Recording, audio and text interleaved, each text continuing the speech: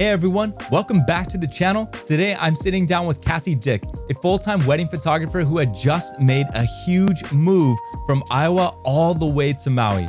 She's got some experience with other AI editing, culling, and editing platforms, but from what she's told me, those have been pretty time-consuming to train and a little too clunky. So today, for the very first time, she's trying out Polarr Next, and we're gonna get her raw, unfiltered thoughts to see what she thinks of the speed, smoothness, and overall feel of Polarr Next. Let's get into it. Welcome back everyone to another video. Today I've got a very special guest, Cassie Dick, all the way from Maui. Well, recently moved from Maui all the way from Iowa, but I'm really excited because it's the first time I've been able to interview someone that is here on island with me on island time. Cassie, why don't you go ahead and introduce yourself and tell us who you are, what you do. Yeah. Hi, I'm Cassie. I'm a wedding and portrait photographer here on Maui. I moved here a couple months ago from Iowa. That's where I kind of started my business a few years ago. I was going to school there, university, and yeah, just started my business and it just blew up, and then got married and moved to Maui. So yeah, now I'm here just shooting couples, families, weddings, elopements, you name it. I probably do it all. Living the dream. So you got out of school. Yes. Was that like your goal? Did you get your bachelor's in like photography or something, or business? Yeah, I actually didn't do my bachelor's in anything related to photography. I was planning on being an athletic trainer. So I went to school for exercise science, and I was planning on going to grad school for athletic training. Mm-hmm. And then, yeah, my business just blew up, and I just decided this is what I wanted to do. And I just have absolutely loved it ever since. That's awesome. And I could see like if you kind of went down the path of athletic medicine, right? Mm-hmm. You have that personality where you just have like that calming demeanor where you can talk well with people. Photography, you definitely need that skill and ability. Those PR skills for sure. Heck yeah. So when you say like your business blew up, like what does that mean? Were you just doing photography as a hobby, but then all of a sudden a friend asked you to shoot their wedding, and then now your photos are like blowing up? Or like what was that catalyst there that blew up? Yeah, that's a great question. So I say that I've been doing photography for 3 years, but really I've been doing it for a long time. But I actually wanted to grow my business and do it more consistently, I would say 3 years ago. And in those 3 years, I was just starting to do couples and a couple weddings of friends that were asking me. Yeah. And then last year, I ended up doing 5 to 6 weddings a year, which was a lot more than I had ever done before. And then this year, I actually had 30 to 40 weddings of my own. And so as of last year, like getting all the inquiries for this year, I would say that my business is completely blown up because I didn't have anything like that before.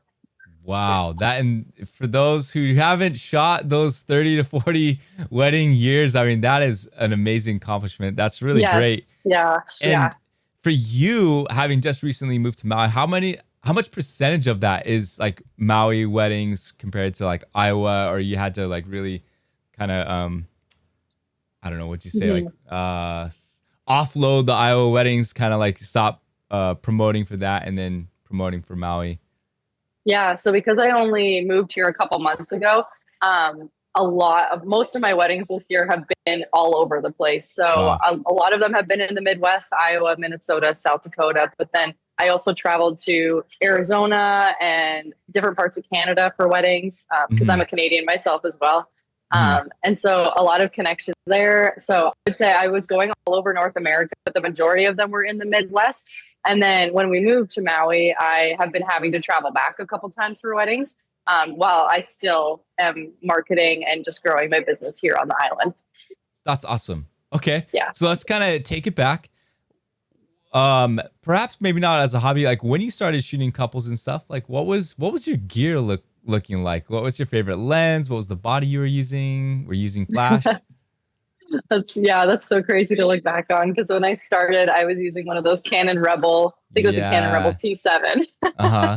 And now just looking back, I'm like, I could never go back to using something like that. But that's what I was using. That's the only camera I knew, and I couldn't afford anything else. So I think it was that with like the kit lens that came with it. And that was what I was using. And then I was starting to shoot more, and I was like, you know what, I really want to get more into this, and I really want to do this as a more serious hobby, I guess. So I upgraded to the Canon 5D Mark IV, Yeah. and that was what I used for the longest time. And then mirrorless became a thing, and I was like, you know what, I'm just going to try this out. I needed a second body anyway because I'm shooting more weddings. Got the R6, and now I'm just an R6 at heart, and I just absolutely love my mirrorless bodies. Heck yeah. Mirrorless is like instilled like a new fondness and joy to photography for me in a way. Like it's weird to say, but like once I got my hands on a camera where I could like a smartphone where I can pinch, zoom in, swipe, like touch where I want to focus. Like people think like you're so weird for you not using your EVF. And I'm like, well, I don't know. It's just so much easier to use the viewfinder and stuff like that. I mean, it's definitely changed the game for sure. Oh, it's camera huge. wise, And I think the biggest thing for me too was like the change in the eye detection on my subjects. Changing from DSLR to mirrorless because of that. Like that has been a huge thing for me, especially on wedding days when especially like at the ceremony or running around, like it's just able to detect my subjects really easily. And just with how quiet the mirrorless cameras are too, that has been a huge game changer for wedding days too. Oh yeah, I love that. Well, we talked a little bit about camera technology evolving. What was like your software journey like? So when you got started with photography, what programs did you start editing in? And maybe currently, what is your current workflow right now with editing? Yeah. When I started out, I went straight to Adobe. I went straight to Lightroom and Photoshop, and that was kind of where I did everything, even culling. Like when I started out, I literally would put every single photo into Lightroom and I would cull through them in Lightroom as I edited. And which looking back at it is just absolutely crazy. And I would do everything on the same like file. Like I wouldn't create a new catalog or anything. And I was just inexperienced and I just didn't know exactly what I was doing. And now, right now, my workflow looks like I put all the photos into narrative select. That's where I do all of my culling, and I manually cull all my photos and then export them into Lightroom, and that is where I do a lot of my editing. Nice. Yeah, that part of the workflow has been a nice upgrade over the last like 3 or 4 years, I'd say. You know, I had someone give me a remark like, "Are you seriously cull all your photos in Lightroom?" And I was like, yeah, I never looked into other programs, but wow, I thought that's all there was. Yeah. And so it's pretty amazing to see the software side to really catch up, especially with, you know, AI technology. And I'm a little jealous of like the Canon cameras having the ability to like track your eye in the viewfinder. Does your R6 have that? Yeah. Is it spot on? Is it pretty good? It's very good. Yeah, oh, it's very good. And if not, I just tap the subject on my screen again and it can do it no problem. Yeah. Dang. Well, let's kind of spend a little bit more time with the editing. So let's talk about style. So like, how would you describe your current editing style? I know there's things out there like moody or grainy, bright and airy. What is yours? Yeah, I definitely would say I'm not bright and airy. I would say my editing style is more on the touch of the warm tones, and I like to stay true to color as much as possible. So I really like to enhance like the oranges and the blues a little bit, like to get that contrasty feel, but I'm really wanting to make the skin tones a little bit more warm. Just like I want the photos to feel like a warm hug. Like you look at them and it's just very warm and yeah, maybe a little bit moody, but mostly on the side of true to tone for sure. Yeah. Yeah. And has that evolved, especially like recently having come to Maui? I hear a lot like in the Midwest and like places like Iowa or Kansas where people like to lean heavily into the warm tones, especially during the fall when everything's turning orange and yellow and there's not a lot of green. Versus here on Maui where there's like constantly always green, you know, whether it's in the background or the lays and stuff like that. Has your editing style shifted a little bit since you've been here? I would say maybe a little bit. Like I'm trying to, I think the biggest thing for me has been like, I really want to not blow out the sky and the ocean when I'm photographing. So a big thing for me has been really trying to adjust how I shoot and how I edit so I can really capture like the beauty of Maui along with my subjects. But other than that, my editing has pretty much stayed the same in terms of like the warm tones and Hmm. bringing out the blues and the greens. Yeah.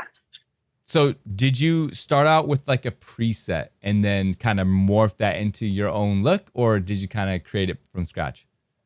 Yeah. So I bought presets and that is kind of what I used. And I've just kind of tweaked them and done my own thing with them. Yeah.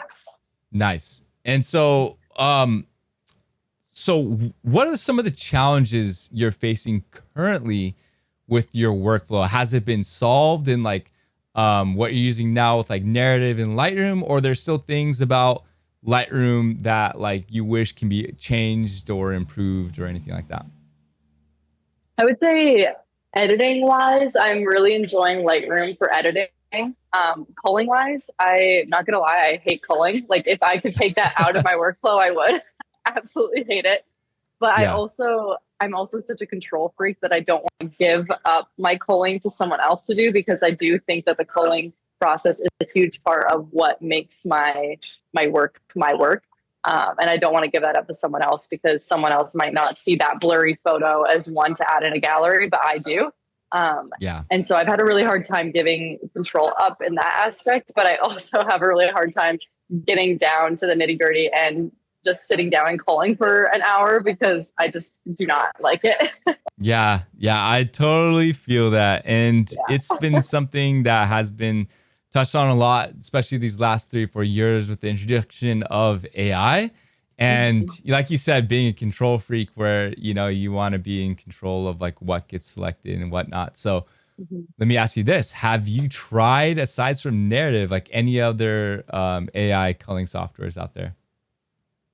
I didn't try any culling softwares, but I'm pretty sure I tried Photo Mechanic and tried to create different profiles for editing to see if it could edit similar to me. Hmm.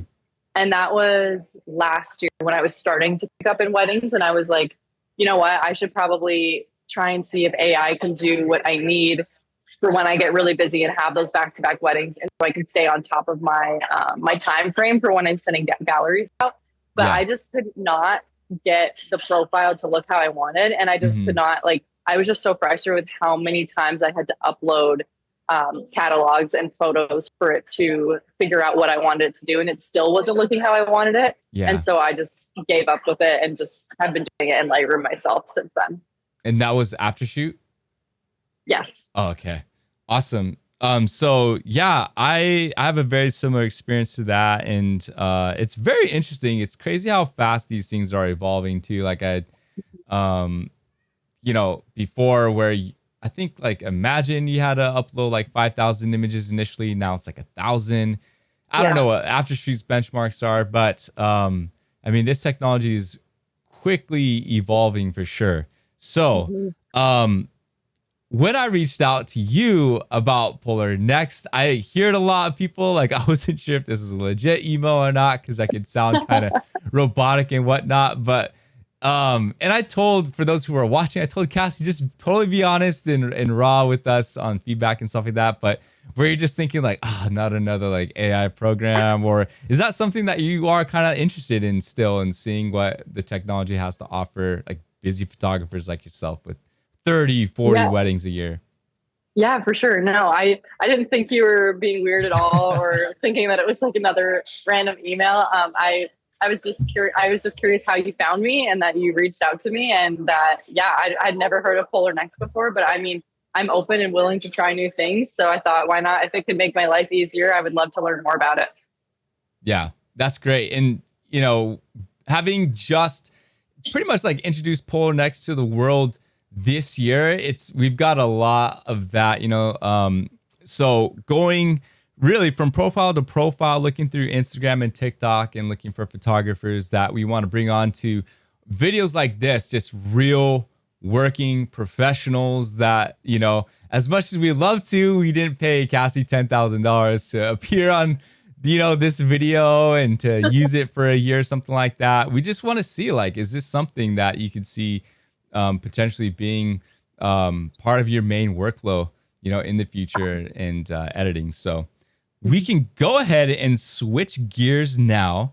I know you've had a little bit experience editing and culling in Polarr Next so far. A little bit. I haven't Okay. really explored it very much. Yeah.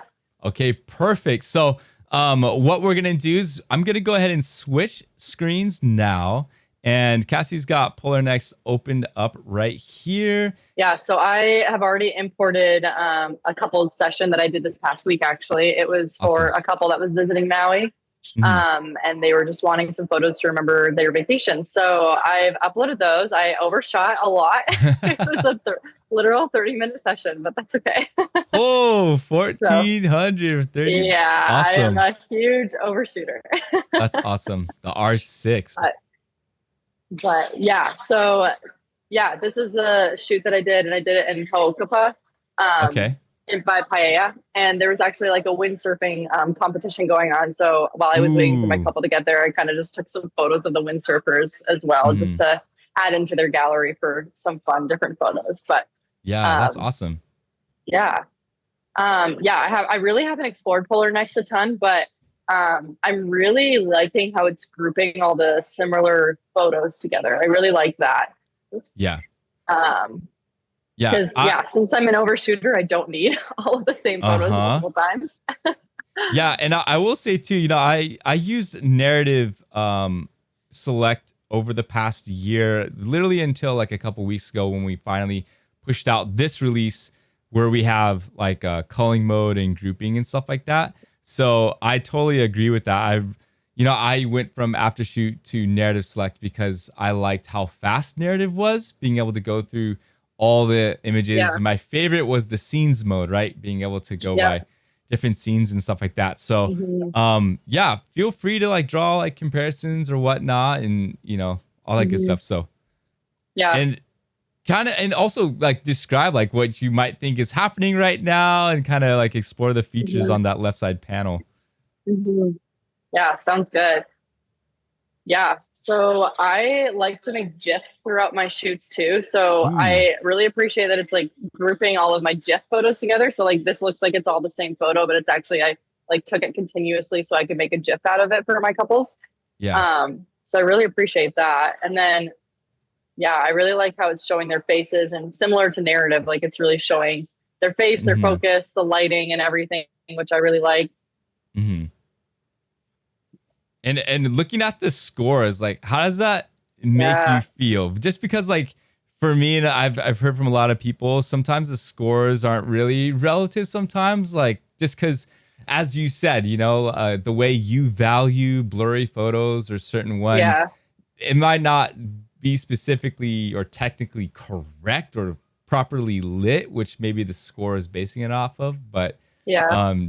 would you think the scores be helpful, or do you just care more about what the image looks like in that viewport? Yeah, I would say I don't really care about the score as much. Like I would probably ignore that for the most Hmm. part, because I'm mostly just looking for like, are their eyes in focus? Are they smiling? Like, are they looking at me? Yeah. And then I'm just curious. Like there was a lot of wind at this session, so I'm curious what the scores look Yeah. like with the wind in her face, because I love like these kind of That photos is where gorgeous. yeah, where the wind is blowing in her face and he's helping her with it, but the score is pretty Yeah. low.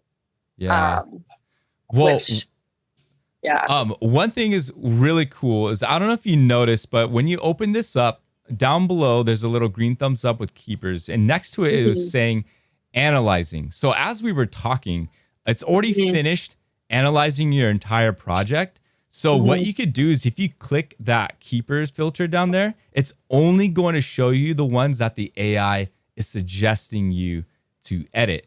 So it hasn't applied any like green filters, stars, or anything. It's literally just showing you suggestions, what it thinks are the best photos in your project. So I'm curious to think like as you go through, do you agree with that? What's really cool is you can unclick that filter so you can see the ones next to it that yeah. aren't selected. So you can kind of compare and see like, okay. Or, even in this view where you can see the green and then see the Yeah. ones next to it, like, would you agree with that assessment that that's the stronger one? Yeah, I would say that they're pretty accurate so far for which ones to keep. Mm-hmm. I'm going to scroll down a little bit because I took a few different kinds of blurry ones coming up here, Mm-hmm. and I'm just curious what. So like these were blurry as they were walking through, Mm-hmm. and the scores are pretty low, but it is wanting me to keep a couple of them, which I like. Mm-hmm. Yeah, that is good. Ooh, there you go. Yeah, I like that one. I would venture to guess because of the face. You know, you can see Yeah, the face of the yeah, girl. because a couple of these ones I probably would have kept too, but it's not telling me to keep them. Mm-hmm. It's really just focusing. It seems like it's just focusing a lot on whether the faces are looking at you or not. Mm-hmm. Mm-hmm. So what's Yeah, I definitely would keep a lot more of these ones, I think, too. Yeah. So one thing that's really cool about this keepers feature that we have, again, you know, based on my experience with other programs like Aftershoot, for instance, when you run a cull through Aftershoot, you kind of set all your parameters from the beginning, and then it runs through, picks all like the ones that, you know, it thinks you should edit. It picks, and it will assign like color filters to all the images automatically. So once you're done with it, like that's kind of it. That's your baked result. So the thing about this is you said that it didn't select so-and-so. Right now it's saying 360 out of 1400. Is that kind of normal for how much you would deliver out of like a 1400 image gallery? Would you send less? Actually, it is pretty similar. Yeah. Okay. So what you I could usually do, send between 200 to 300. So nice. Well, what you could do is on that count slider, you can either use the slider to increase or decrease the selection of keepers, or you can type in a specific number right there on the left side. Where it says suggest right there. This one? Yeah. So you can either use that slider and increase, or you can type in like 333 or whatever specific number you want. And you're going to see like in real time, it's just going to update that. And now you can see all those others. Go 450, because why not? Yeah. That's cool. I'm like, why not? Yeah. So now you just increase it. And like, that's something that I really, really like, especially like with big weddings. And I know that like my time and my limit, you know, I can only edit and maybe, I like to deliver around maybe 1,000 to 1,200 for 6-hour weddings. That's me. I kind of like overshoot and like to over deliver, but I'm the same way. Yeah. Yeah. And it's so cool that you can set that like target limit, like 1,200. And then I can click on that keepers limit or that keepers filter. And then now I can go through and select the images that I want to edit. And then I can easily turn off the filters if I feel like I'm missing something. Is there a way to like manually, so like let's say I wanted this photo and it didn't select it as a keeper. Is there a way for me to manually make it a keeper image? Not manually make it a keeper, because the keeper is just a suggestion. So what you're ideally going to do here is assign it either a star rating or flag it or assign a color rating. Right. So like what would you normally do in narrative? Usually I will like flag it, like tag it or something. Yeah. Okay. So and just like upload all the flags. Perfect. So like in the bottom left-hand corner, there's a keyboard icon, and that's going to show you all the keyboard shortcuts. If you go to rating and labeling, show you all the keyboard shortcuts to figure out how to flag quickly or set your star ratings and color ratings. Okay. Yeah. So flagging is the same as in Lightroom, which I like. It's not a whole new keyboard shortcut. Yeah. Good. So why don't we maybe spend like a couple minutes and just maybe go from the beginning and just kind of pick and flag the photos that you want to edit. Yeah, sure. Sounds good. And then as you do that, let us know what you're thinking too. Like, why do you flag this or blah, blah, blah. Yeah. Well, I'm probably going to take some of the keeper suggestions into consideration just because I'm liking how that's working. Usually I send a few different smiling ones at the camera, so they have a different couple of those. Choose a couple different ones for black and white. And then, I'm going to play with her hair a little bit, probably do some cropping in some of these ones. And this is gorgeous. This is such a gorgeous set, by the way. Thank you. Yeah. It was really fun. Definitely something you don't experience in Iowa. No, not at all. Yeah. For those who are watching, I mean, these are like gorgeous images, but when Cassie was there in person, right there at the water's edge, I mean, there's wind going, there's like the rumble and the vibration of the waves and like the gorgeous sunset. Like it's such an experience. It's crazy.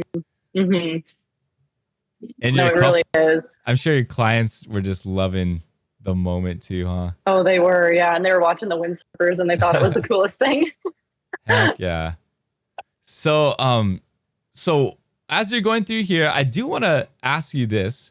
And for those who are watching, so we utilize Google Chrome to launch our app out of, and you can download a standalone version. But Cassie right now is just working out of Google Chrome, and these R6 like uncompressed, I'm sure, files, big raw files. And like, how's the performance? Is it laggy? Is it slow on your end, or is it working pretty good? No, it's working great. I was actually shocked with how much the web version was working well. Yeah, I would think that an app would be even faster, but this is really good and isn't laggy at all with how many photos I uploaded into here. And prior to our call, I had emailed you. I was like, try and find somewhere that has good internet, like whether it's home or whatnot. Just because there's an element of internet access we do need to launch our program and to download AI models, because you're not uploading these images to a cloud. You're not sending any information to us other than just your account information. All of the AI processing and stuff is happening locally on your laptop right now. But I know like some coffee shops, internet can be very hit and miss, but it's like pretty reassuring to see like how well this is like working, how fast it is to be able to just take this to a coffee shop and work and not have to worry about, the internet. It's great. So with the app version, do you need the Wi-Fi still for that? Yes. Yeah. Still need it. And it's just like, mainly for being able to open your account, being able to see how many export credits you have to be able to export and stuff. But I've even had successful experience using my phone's hotspot, at a park or something like that. So yeah, definitely. So as far as your posing and your directing goes, like how did that evolve for you? Has it always been like this, or did you get into any resources like apps or YouTube videos or influencers that you kind of learned from? Yeah, that's a good question. I feel like when I started, I was pretty posed, just wanting to get the nice shots and everything. And as I've developed, I've really tried to get out of my comfort zone and play with movement, play with the different things around me. For example, like I shot a wedding this past weekend back in Iowa, and it was at this gorgeous chapel. And so I thought, okay, how can I use this chapel in my photos instead of just taking them to some green trees or some fall trees? Yeah. How can I use this space here? So I sat them in the pews, and we did some sitting ones in the pews. We used the massive windows. And so I just try and be creative in that aspect, like using the things around me or focusing on the ocean in the background in a shoot like this, or let's focus on her dress blowing in the wind. And just those kind of things just add to the gallery. So it's not just really nice photos of them just looking at the camera, because those are important too, but you really want those in between moment photos and things that really showcase like the wind that was blowing and just her dress and all the little like environmental things that are happening too. Yeah. That is like such a special skill. Again, like as a wedding photographer, like this is stuff that like isn't something you planned months in advance. I'm sure it's just like in the moment. It's very much in the moment. Yeah. Yeah. Heck yeah. Let's see here. We've got 90 flagged so far. Let's go ahead. Let's do this. We can pause right here on the culling, because then we can maybe go back. But let's go ahead and go into editing mode. And we'd love to see how you start your edits, and then we can check back on the culling stuff. All right. So this is the part I haven't done anything with yet. So I just like edit photos then? Yes. Okay. Not put the flags. Perfect. All right, and I haven't uploaded or anything yet. So. All right. So let's go ahead and let's create a new style then. Okay. And then we can go advanced setup. And what's going to happen is Polarr Next is going to suggest to you, as it's saying here, different photos to edit as a suggestion. And so as you can see, it already applied some auto lighting and white balance adjustments, and you can easily turn this off. I've gone ahead and done that just because I, don't really need that. But if you want to, and I would suggest you do, the bottom left corner, that settings icon, there's a little gear, and then you can go to editing, and then auto lighting white balance, you can turn that off, and then you can hit close. And then, so that when you start, because what happens is when you start importing your presets and you apply a preset, it'll apply that auto lighting white balance on top of that. And it kind of gets annoying. So some people like it, some people don't. But yeah, so why don't you go ahead and edit through this and try and get it to your style. If you want, you can also export a preset from Lightroom and then maybe import that or whatever you want to do. Yeah, maybe I will import my preset into here. Okay. If I can find it. We'll see if I have it on here. I know some people know exactly where they are, but it's okay. No. I don't know if I still have it on here. It's okay. We'll just edit it without my preset for today. Perfect. Yeah. All right. So yeah, first thing I'll probably do is just getting the exposure down right. And the contrast down a little bit.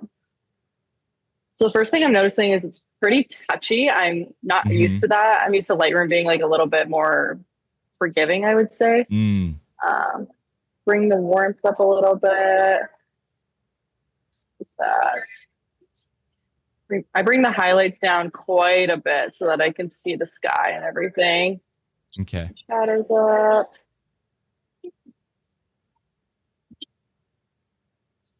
Yeah, I really like how this looks very similar to Lightroom. Okay. That is making it really easy to find everything I'm looking for. And then masking. Yeah, this looks a lot like what I'm used to, which I really like. Yeah, you knew it. You knew exactly where to go to. Which is I knew exactly where to go. Oh, also not what I want. Oh, that's okay. I'm gonna go to sky. That's what I want. All right. Oh, there we go. Ooh. All right. This is a good test to be able to see. So what you could do there too is you could always add with a brush the parts it missed. And then again, by default, our brushing has an auto mask on it. So you can turn off that auto mask if it's not hitting those highlighted. So on the right side, on the bottom. Oh, yeah. Bam. Okay. Gotcha. There we go. Perfect. Let's do that for now. Okay. And so what I have to edit both of them individually then, since no. So once you just click on the mask group, which you are, sorry, click one more time. There you go. And then go on the right side and then kind of scroll down. There you go. Gotcha. And it is editing both of them then? Yeah. Oh, yeah. Okay, cool. Nice.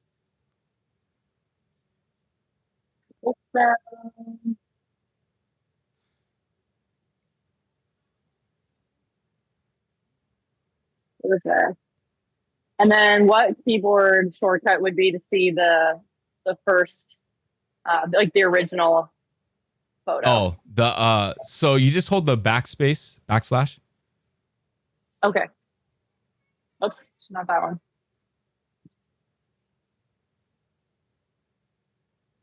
Perfect. Nice. Yeah. So my first thing is the mask didn't do exactly what I wanted to, around their heads and stuff, but also that's just a minor little thing. But overall, edited very, very good, I think. Bringing out the sky and everything, and their skin tones look really good. That's good. So if you are finished with this, on the right side where it says mark as a reference, now you're telling the AI, this is what I want you to learn from. So while you're in this setup progress, it's only asking you to edit these two images out of the 95 that you selected. So Okay. these suggested photos will grow. Say like you had, say you flagged like thousands, probably you'd edit maybe like around 15, 20. But because you only selected a little bit, it's only asking for 2. So that makes sense. yeah, so in this mode, this is where you're really gonna dial in your edit when you're creating your style at first. You know, once you get your presets and everything like that, it's always good to start off with that as your base, and then just get all these edits dialed in. Usually, like if I want the same kind of color tones from like say your previous image, you could just copy that and then paste those edits on this new one. If you want to try and get close, since you're not using a preset, but you know, yeah, no worries. Yeah. This Try the mask pretty, again for this guy. Yeah. that's much better. Yeah, that did work a lot better. I find that masks, even in Lightroom, are difficult with, especially if it's like the sky and the ocean. They have a hard time telling what's what. Yeah. How often do you use masking for like irises, eyebrows, hair, all that stuff? Not much for those kind of things. I'll use them for like faces. If like the shadows are pretty prominent, I'll like mask their face in order to make like the shadows more even. Yeah. But other than that, I don't try and use it very much for like nitty gritty things like that. Yeah. That's looking really nice. And you just did a couple things. Yeah. Yeah. I don't need to do anything crazy for these, I don't think. Like that. Perfect. Hey, we'll just stick with that. All right. So when you're ready, then you just go up to the top right and hit finish AI style setup. And it's always good to read those little boxes, but it does assure you like, hey, you know, there's going to be some imperfections and mismarked because you only trained it on 2. And there is, you know, a reason why things like Aftershoot or Imagine do ask you upload 5,000 in the similar style and stuff, because the more references you train, the more it learns and gets better. But real quick, if you can click out of those blue boxes, and then at the top of the toolbar, there's like a 4 square icon, which is grid view. I would love for you to click into that grid view, top center above the picture. Oh, yep. And then, and then just kind of look through and just see like, does this look consistent? Do the colors, exposure for the most part look consistent across the project? Yeah, for the most part, I'm actually pretty happy with the exposure and everything. Do you feel like it's like a good starting point? Yeah, I do. Yeah, like some of these ones, like their skin is pretty washed out and not as warm as I would like, and looks very different from these ones here.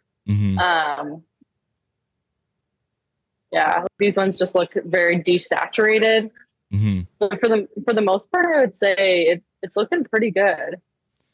Real quick, let's go down into the middle of that grid view. There's that one you applied the masks. See that purple diamond?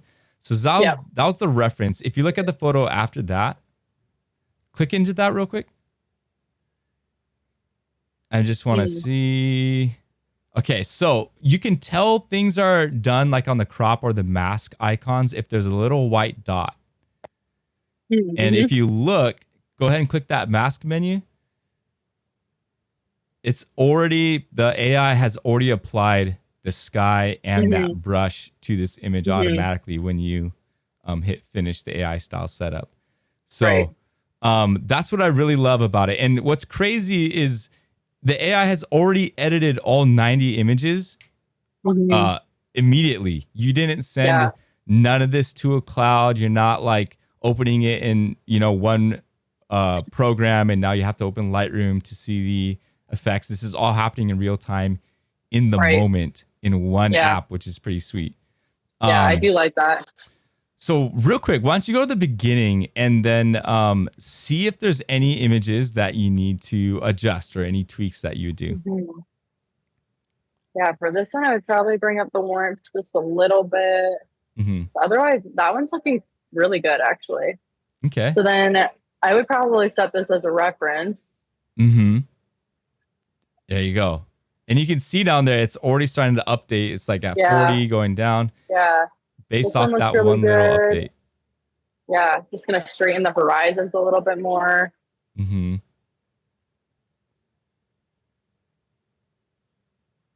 But otherwise, like these ones are looking pretty good. Yeah. I got the exposure just a little bit.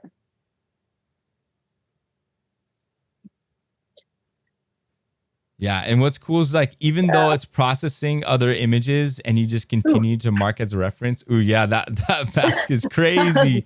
That was crazy.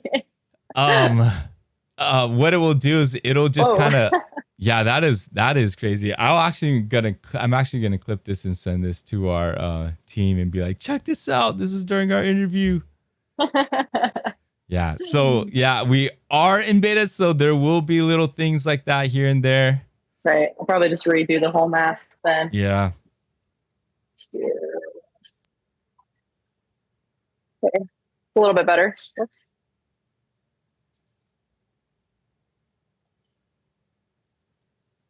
There we go.